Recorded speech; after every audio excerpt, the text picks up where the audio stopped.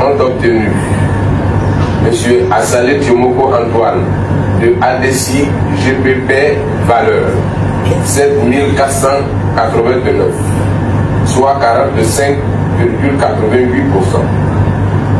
M. Sanogo Draman Alpha du RHDP 8556, soit 52,42%. Monsieur... Résultat des élections législatives en Côte d'Ivoire. Yeah, résultat est sorti. Parmi eux là, il y a deux qui m'ont intéressé beaucoup même. Mon ami blanc-noir là, Jean-François Kouassi. Les gens sont allés le blaguer, ils voulaient se présenter à Bobo. Hein. On dit non, faut pas aller à Bobo. Comme toi tu chocolat, tu parles comme blanc, Cocody est mieux. Et puis quand tu portes veste là, tu es petit dedans. Si tu vas à Bobo là, ils vont te donner boubou, on va plus te voir dedans. Donc il faut aller à Cocody, Cocody est mieux. Il est allé à Cocody, ils l'ont chicoté là-bas propre. Et puis l'autre là, Assalé Tiomoko. Yeah! Il n'était plus trop concentré. Hein? Lui maintenant là, il voit fraude à Abidjan, il voit fraude à Mangourou, il voit fraude à Bobo, il voit fraude partout. Et puis il était maintenant sur TikTok, il n'était plus trop concentré sur Tia Salé. Tapoter, mettez les cœurs. Ils l'ont tapoté à Tia Salé. Bon, Michel Gbagbo vient de trahir son propre papa. Il a trahi le PPACI. Il a trahi ses compagnons de lutte. Jean, quelqu'un va aussi facilement renoncer à ses privilèges de député. Voilà le gars, il a compris. Hein? Il s'est rendu à la CI et il a déposé sa candidature pour être député encore une fois de plus.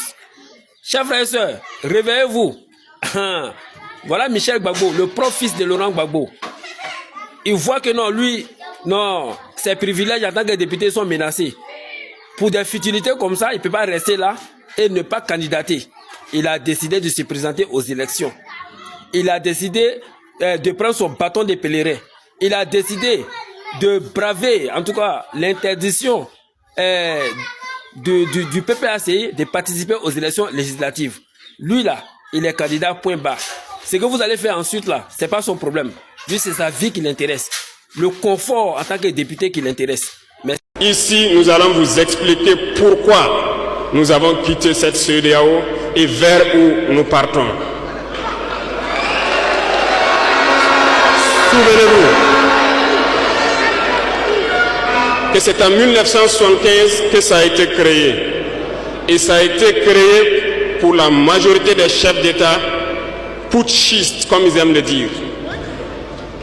C'était des militaires qui ont pris le pouvoir et qui ont pris les responsabilités pour créer la CEDEAO pour qu'il y ait un véritable essor économique des peuples à l'intérieur donc de cet espace. Plus tard, les soi-disant démocrates se sont invités donc à la tête de nos États.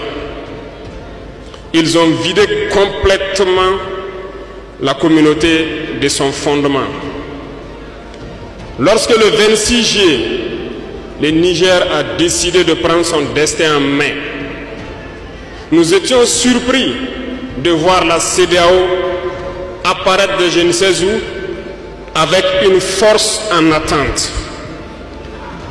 Où était cette force? Lorsque des milliers et des milliers de Nigériens étaient tués par les terroristes, où était cette force lorsque des milliers de Maliens, de Burkinabés mouraient sous les balles des terroristes? Ils ont dit que par la force, ils allaient déloger donc les vaillants fils du Niger qui ont pris le destin en main du pays.